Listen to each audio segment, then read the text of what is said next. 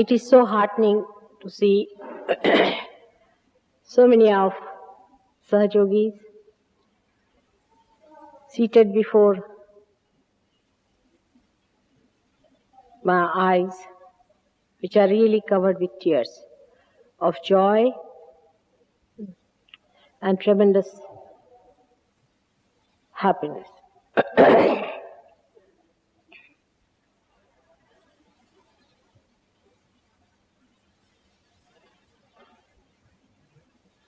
You have been blessed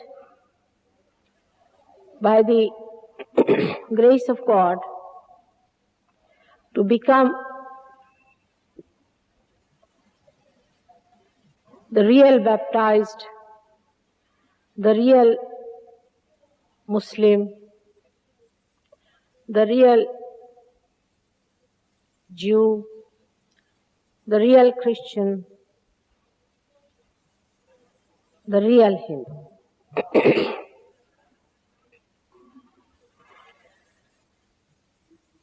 It was to be that in England you had to establish Jerusalem. I need not tell you again and again how important is England in the play of divine. Those who are realized and have experienced know it, that this is the place, this is the country which has to circulate the spiritual powers all over the world.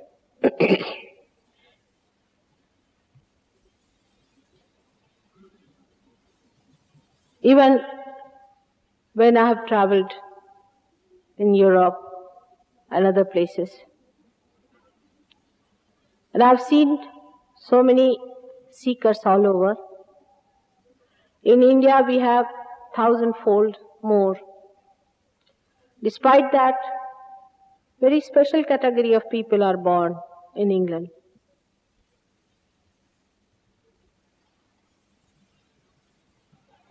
The heart of universe, where the heart has to love, has to radiate, has to circulate, carry all the dirt and filth to be cleared out again. It's nice to see how you all love me and how you have accepted my love. But I would like you to see that you have to love yourself. You have to respect yourself. You have to have self-esteem and not to be driven into crazy ideas of self-pity and guilt.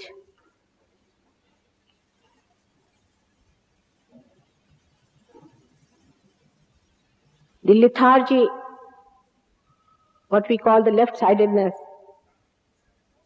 has to be thrown away, just like a shell is thrown away by a bird when it comes out of its shell, of an egg. The transformation has taken place, no doubt, but transmutation is the problem today. We have to change dramatically. All our misidentifications have to be dropped.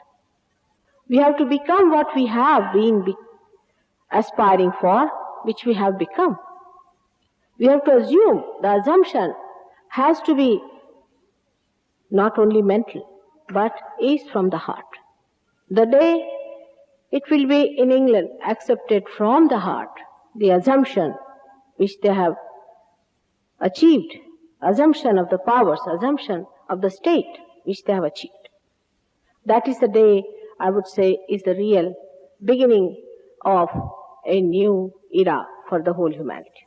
The responsibility is so great, so very great, that to realize it, you have to start loving yourself, having your self-esteem, understanding yourself.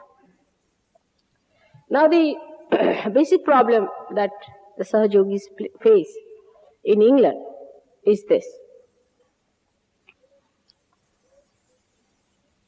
They blame everything to their ego.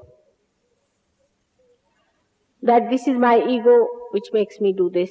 This is my ego which makes me think like that. This is my ego that does this wrong. This is just the opposite.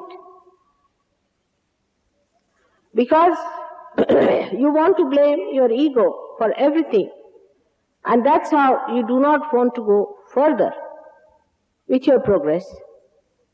You think that you have been very much in the center. It's not true. To be in the center means you must understand whether you have ego or superego, which is giving you this lethargy, this dullness, this kind of vague approach to things. The whole country is suffering from that. You can see it clearly. I was surprised when I went to Portugal that it's like a dead, desolate place, as if people have left that place. They are not willing to rise. They are not going to come up. And this kind of desolate place, which is just decaying and dying, in the huge big buildings that were built there, is a reaction to the ego of the Portuguese. So there should be no reaction at all. There should be no reaction to what your forefathers have done or the way they have been very ego-oriented. On the contrary, to be on the center is to have self-esteem. To understand that you have got your realization now, that you have been blessed specially. To accept it with love towards yourself. If you are bent upon harming yourself, nobody can stop it. You have every right to do that. You have all freedom. But freedom and license are two things. Freedom has to be based on wisdom, and license is nonsense, as you understand. So, all the Sahajogis who are here, I have to just say one thing, that you have to change dramatically. Everything to change. We have certain habits we have developed. Some of the things are the blessings of the enterprises that have been floating, which are against a proper society. These enterprises have brought in funny ideas which have ruined people, basically. You know those things very well. So no more to play into these people who just want to make money out of you. First of all, the spiritual so-called people who are coming in this country to exploit you, to float some enterprises. You have to understand that God has no enterprise. The whole world is His own enterprise and His own thing. All such people who are indulging into enterprises and are harming your brothers and sisters, you have to be specially careful about them and dynamic so that you save them before they fall too low and it's impossible to get them out of the clutches of these horrible people who have come. You invaded the East in an aggressive, open manner once upon a time. Now the East is invading you in a very subtle manner. It's not they are invading you in your marketing or in your jobs. They are invading you in your brains. This has to be understood, that when these gurus and these fake people come here, they are just like the people who went from here to invade India, and they have better weapons than these people had. They are enslaving you, and they'll enslave you in such a way that you can never rise from your slavery. India could rise, but you cannot rise out of that negativity which they'll be pouring on you. So be careful as to believe into anybody who says that I'm your guide and I'm your guru and you better give me so much money. Actually, a man who lives on your money is a parasite. in simple English language. Nowadays, I have to warn you, there are many lamas who have been driven out of Tibet. Some of them were lamas, some of them have become lamas. It has become a big craze. And they have come in this country also, and I have started very big enterprises by giving you courses in spiritual life. Ask them how much spiritual life they have. This is very impressive to people to understand because it pampers your ego very much. Buddhism was spread by Buddha, not the ism, but Buddha's way of life. And he is the one who is the killer of your ego. The people who go to Buddha must know that your ego should not be pampered. On the contrary, he is all the time laughing the way people are ego-oriented. Now these people who are coming in the disguise of taking out your ego are putting horrible spirits into you. I have to tell you very, very frankly. And making you feel very low, as if spiritually you are much lower than them, which you are not. You should not accept their dictates, none of you. Neither you should allow anybody to accept. Go around the whole place, the whole country, and tell them the message that these thugs have come from Tibet, where they were parasites on Tibetans, made that country a very, very poor country, and now they have come in this country to bring all kinds of curses upon you. So be careful. They call themselves Rama, Lama and all those things. I don't understand what sort of spiritual life they lead, what sort of nonsense they teach. First is self-realization. Anything that happens to you, which is beyond your control, like any vision, like anything happening to you, which is beyond your control, is not your own. Supposing a person is driving a car and his car goes into a slide and falls into a cut. And he said, I had an experience. What will you say to such a thing? That the car is not in his control. But the person believes that he had a big experience because he had a big hit on his head. The things that are beyond your control are not your own. Self-realization is your own. Everything has to be in your own control. Like somebody starts jumping on the chair. He starts thinking, I'm flying. Do you fly that way? Do the birds fly that way? They know when to start and when to stop. Those who fall into these traps just start doing it by some force, and what is that force? Is the negative force, one must understand. You should be completely in control of yourself. Whatever happens to you, is it completely under your control or not? Of course, if you are driving a car and you go to a particular beautiful place, it's a beautiful experience because you have gone there. But not the way people are thinking that if you start jumping or if you start shouting or screaming and making noises is something very great.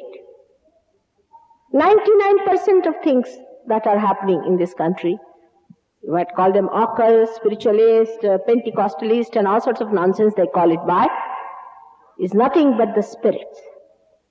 You are not there. And then the reaction of it starts. And one of the first reactions, I must tell you and warn you, is cancer. Be careful of these people. Don't go near them. Tomorrow you will develop cancer and come to me, Mother, cure me. I will not. Today you stop it. I am warning you because I am your mother. And I know these things look very charming and very interesting and something sensational. Whatever is the experience outside is not all God's experience. God's experience is only one of self-realization, where you become completely in control of yourself and you feel the energy of God flowing through you. Now, the energy of God also, some people say, has to be hot. You have to feel hot. Some people feel that if you go to someone and you feel very hot energy coming from that person, is vibrations. Now, any machine which goes out of order gives hot vibration. Any friction gives hot vibration. But to judge it best is for you to see what happens in Sahaja Yoga. Supposing there's a cancer patient sitting, and there's a mad person sitting, and a one Sahaja Yogi sitting, or a born realized is sitting. The person who has a cancer will give such heat that you'll have to put off your heaters. The mad person also may give such heat that you will be amazed at the way the heat is coming, or maybe sometimes such frozen hands it will have. He'll have such weaknesses. His hands will be shaking. He'll become absolutely frozen. He'll go into a trance. His eyes will become transfixed. But a realized soul, if he's a born realized, he'll get a cool breeze in a Sahaja Yoga.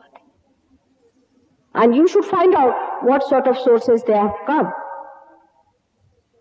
That's how relatively you can find out the absolute. The one who is suffering from cancer has got hot. The one who has been to a spiritualist and who is suffering from possession has got hot. So the one who has got the cool breeze is the one who is really realized. On this point, many people have very funny ideas, and I want to tell you clearly today that realization means cool breeze of the Holy Ghost. It is nothing else but that. Now, to maintain this, as our habits are that we think mental activity can maintain it. It cannot. Now, this lady is wonderful. She came late and now she's going away. Why don't you sit down?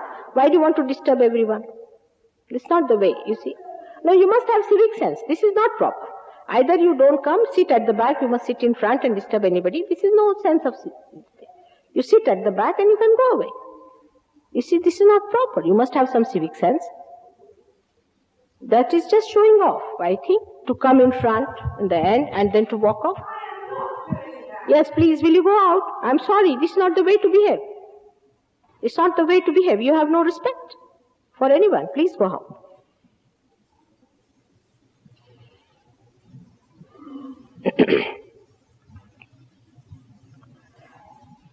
So I have to tell you one thing, that when you come to Sahaja Yoga, you have to know that you have to find the reality. You have come here to find reality and not falsehood. And whatever is falsehood, whether you like it or not, I'm going to say it.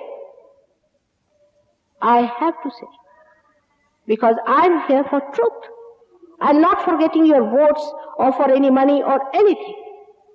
And whatever is the truth is to be for your good. The truth is going to adorn you. The truth is going to give you joy. It is going to make you grow. It is going to make you something different.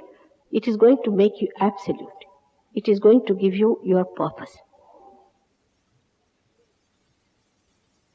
And in this respect, if you understand Sahaja Yoga, then you will know that Sahaja Yoga is not a mental activity by any chance. It is not through mental activity we can do it. For example, somebody might say that, how are we to do it, Mother?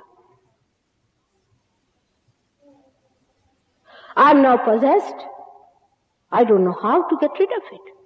By thinking I am possessed, I must get rid of it, you cannot. It is beyond your mind. If you think by saying that I am possessed, I should not be possessed, you will be cleared out, you will not. For that, you have to learn the technique of Sahaja Yoga after realization, not before. For example, this is the machine. And you put it to the mains. You must know how to handle it after putting it to the mains, the technique that is divine. Unless and until you master the technique that is divine, you will not be able to keep yourself in balance and you will not grow. So that technique one has to learn. That's why I say that transformation is very easy. To put this into the mains is very easy. Anybody can do it. But to make it work, and make it work well, and to utilize it fully, you have to know the technique. First part of it It's very simple, I think. Can happen to thousands very easily. But the second part, you have to love yourself. You have to understand your value. You must know you are not here only for your sake. Not for your sake alone. Not at all. You are a cell which has to be connected to the whole, so that the whole should be substantiated. That the whole is to be helped. The whole of humanity is to be helped. You have a very, very important role to be played. So you better have your self-esteem and responsibility. And understand what you have to do. After getting realization, many people who get realization just disappear because they feel very happy. That's not good. That means you have not paid full attention to yourself. You have not loved yourself. You have not understood yourself. If you have understood yourself, then you should try to go deeper into it and grow, because every seed can grow into a great tree. We have to establish proper values of family life, where the family life gives that nourishment to the children to grow into spirituality. No forbidden things are there, but through vibrations you can control. When people have these cool vibrations, they feel so happy about it. They don't want to lose it. And for that sake, they work it out, and the family systems improve. You are going to give the model to the whole world, especially the Western world. You have to give them a new model of life, which gives them a proper, happy society, and an enlightened society, which knows so much more, which has eyes, which is no more blinded by false ideas. All this science and all these things will drop out just like that once you know Sahaja Yoga. Because all this knowledge is just a wee part of it. In Australia, many people ask me, who came to interview me, that are your disciples all scholars? I said, no, they come from very ordinary life. None of them are scholars. Especially in Australia, people are not also so well educated. They are here because they don't have Cambridge and Oxford, I believe. And despite that, they can beat any Cambridge and Oxford fellow here in their knowledge. The knowledge is there because of the light. Say I describe this room or England to anyone who is not here, who cannot see, how much his knowledge would be. But the one who has lived here, who knows it, who knows each and every part of it, knows it much more than a person who might have done his MA in India about England. It's only bookish knowledge. But here the real knowledge comes into you. The third thing is of experiencing, which is very important. What have you to experience? Many people say, Mother, what should we experience? To begin with, the thoughtless awareness that you get when the Kundalini rises about this point called as Agya Chakra. As I have told you, that Agya Chakra is one of the most important chakras we have got, where resides our Lord Jesus Christ. And why it is so important is this, because He is put there, or we can say the grace has adorned this chakra with His being, that when the Kundalini rises, He is awakened. And when He is awakened, He can suck your ego and superego, all your conditionings, all your past karmas, and all your future problems. It sucks. But that is not possible if you just ask somebody who is from a theological college to baptize. That's all artificial. That's not real. Real baptism, you see the Kundalini rising in you. It's a living process of a living God. Just like a seed sprouts, your Kundalini sprouts and you feel it on your head. Actually feel it on your head, the cool breeze coming out. And this should happen to you, otherwise it is not a realization. Now the experience, the second one you get is the cool breeze coming out here and cool breeze in the hands. Those people have a weak center here, do not get this cool breeze. Some people got it after 2 months, 3 months, makes no difference. But you get the cool breeze here, and after that, when your hands are sensitive enough, you start feeling them in the hand also. And also you can feel your centers. But those who do not feel in the hand are also very developed people, because they can feel all these centers of other people and their own within themselves. This is the physical experience, means in your central nervous system. This you feel in your conscious mind. This is the first experience. No other experience like seeing an aura around me or a light around me or something else like Buddha, Christ or anything. This is no experience. This is going out to the left or to the right. In the center, you feel the cool breeze and a cool breeze from your end. This is the physical experience you get. Now what happens to the eyes? Eyes become sparkling. They sparkle. A Sahaj Yogi has a sparkling eyes. This is a physical expression of that. It cannot be anything else. If somebody you find his eyes are very dull, then you should know that his realization has gone down or he's not yet realized. Eyes are sparkling and joyous. This is only on the physical level, I would say. But in the beginning, the first experience that one starts getting is so physical and so innate, so built in, that you are amazed at it. Then you start working on other people. Say you start working on a particular person. And you say, oh, it's moving, it's coming, it's done, it's there. Then you start seeing how the person is imbalanced. How his one side is more, one side is less. How he has problems on his centers. The knowledge about the people. Knowledge about everything. Like say this flower arrangement. Is it all right or not? Is this all right or not? If it is all right, you will start getting vibrations from that person. Anything that is you think is beautiful may not be. Might be very ugly. Through vibrations you will know that it is beautiful. Like say Mona Lisa. Mona Lisa is a thing. I mean, she's not one of these modern beauties or anything. But why she's appreciated so much, if you see the vibrations of Mona Lisa's paintings are very great. So your knowledge about things means discrimination increases and you start understanding things. And this is the first experience for your brain. You start understanding people, you start understanding problems, you start understanding the problems of the whole world in a way as a spectator, as a witness.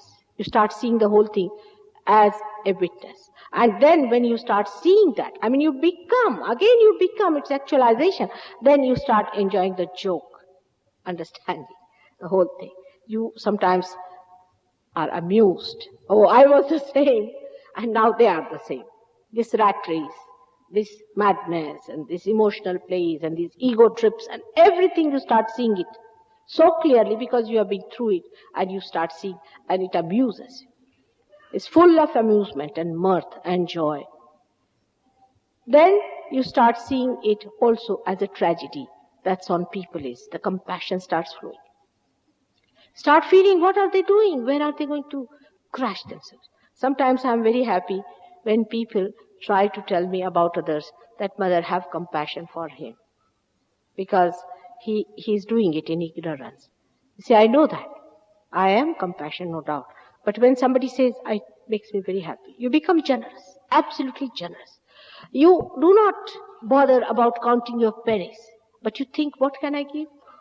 What can I give to this person? What should I give?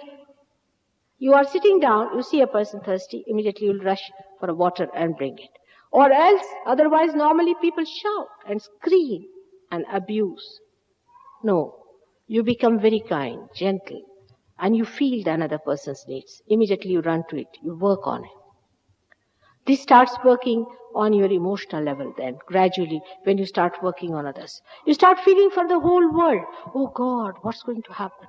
Thousands are getting lost. How are we to save them? You start thinking about them and how to work it out. Then you start praying to God that, oh God, save them. Make them also enlightened so that they enter into the kingdom of God.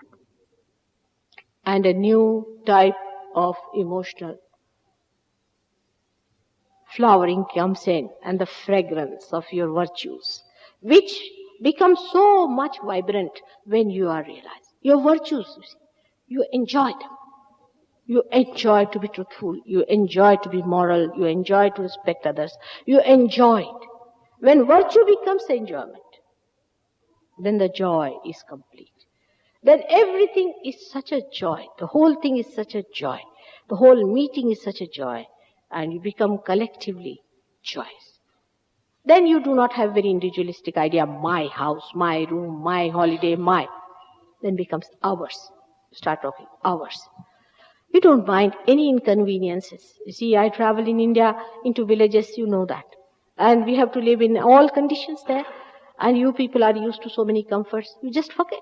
Because this love, this compassion, and this joy is too great to be sacrificed for any comfort of the world. And that joy, once it dawns upon you, you become so generous that you want to enjoy with others. This is the dream of Jerusalem that I see in this England.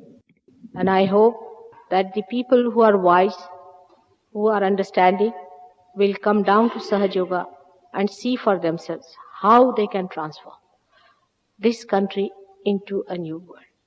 Now, I am on my way to America. I am again amused at it. Because the people in America have different ideas. I mean, English are difficult to crack, no doubt, that's true. But they are a bit too steady people, you see. They have very fixed ideas. They are people of fixed attention. For example, a person is not wearing a proper tie. For them, it upsets them, you see. They are very formal people. And that's how they are different type of people. They won't accept anything readily. That's a good thing in a way, not to accept any, because mostly you accept all nonsense very readily. But Americans are the different type. They accept everything readily and give up readily. They have a guru shopping on. All the time they are shopping for guru from one to another. And just like as I told you, they are fixing up their screws. And even when the machine stops, they are fixing up their screws. They are that type of people. So it's a very shifty sand that I'm going into. And you have to use your now solidarity, I would say, your fixations that you have in the faith, true faith, enlightened faith, that this world is going to change, that we are achieving it for the whole world. This will substantiate my work there very much, I know. And then their changing and their transformation will be very great. Because wherever you, whatever you do, your attention should be fixed onto your absolute, that is your spirit, which is unchangeable, which cannot be destroyed, which is eternal. And that's why the English have to do something about it, to fix their attentions properly onto the spirit. Say that I am the spirit, I am the spirit, and I am the spirit. This will help a lot. You know, you are the channels for this work, for which I am going to America. And I'm sure we'll be able to fix them in their proper places. They know how to fix everything. You see, they talk like this, I'll fix your breakfast, I'll fix your lunch. They fix you up everywhere. It's like a machine, they're fixing you up. Like you are going to the airport, they'll say, now all set. Now, you said, we all set, what more? Have you given the keys? Yes, all done, everything done. All set, all set. You start wondering, where are they setting you to moon or what? So they are like that. But they are simple people in some ways, because they have not yet learned lots of cunning things. Because they never invaded any country. I think you picked up lots of things from other countries also when you invaded them. And they are simpler people. But simple people can be simpleton also. And that's why you have to see that wisdom must be brought to them. They are all the children of God. Everyone differently made, but so beautiful. All of them have this possibility, and the spirit resides in them. The star shines. And I'm going with very great hope. I'm sure we'll be able to do something there. And with all your good wishes and love, I'm sure, definitely, you will get very good news from American people. May God bless you. Today is a day I'm leaving, and I'm very grateful to you, all of you, for taking it up so seriously and working it out, and arise and awake to your responsibilities and try to love others and also love yourself and be drenched in the divine love. May God bless you. Now, if you have any questions, you may ask me about it, and I'll try to answer them. But the whole Kundalini and all that, is a very big subject on which I don't know, I must have now by now given about 501 lecture, because if you include today's. And there are all the tapes with you. In any case, it's better to get the book Advent to understand for new people, and also some of the tapes to see about the details of Sahaj Yoga. May God bless you. May I have some questions?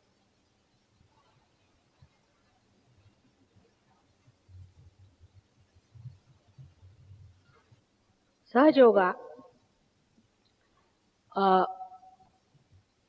is a method which is born with you, is within you. The Kundalini is within you, is placed in the triangular bone, and is your holy mother, who is anxious to give you the second birth. And she rises because there must be something about me that she rises and she gives you realization. Now, that is a mystery in the beginning. So forget it. Doesn't matter. Once you get your realization, then you discover the mystery. It's much better.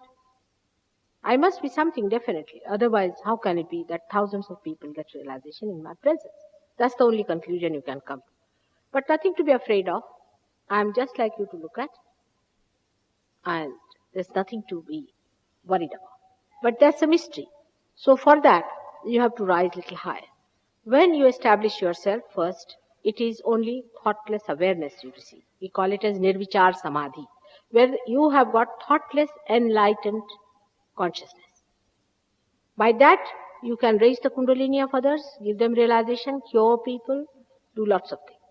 But then another state of being comes up, which is called as doubtless awareness, which is called in Sanskrit language as Nirvikalpa Samadhi.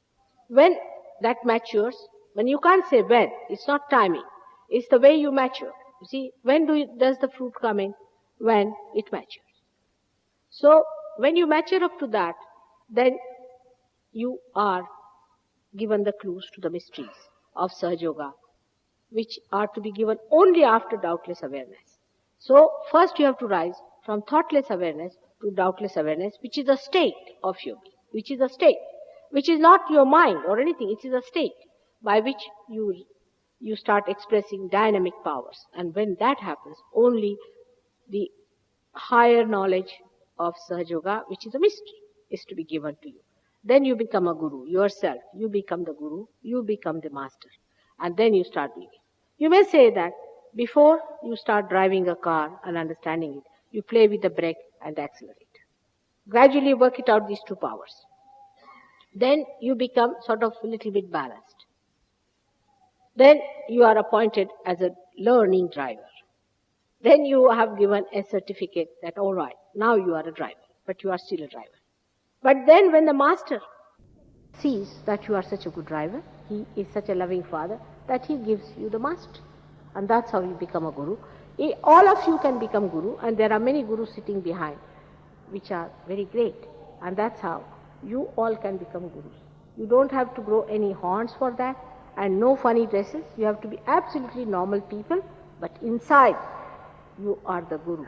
Guru means the one who has the magnet. And the magnet is that where the iron, the ordinary one, is touched with the spark of the magnet. And that spark is the spirit. Once you become that, then you become the guru.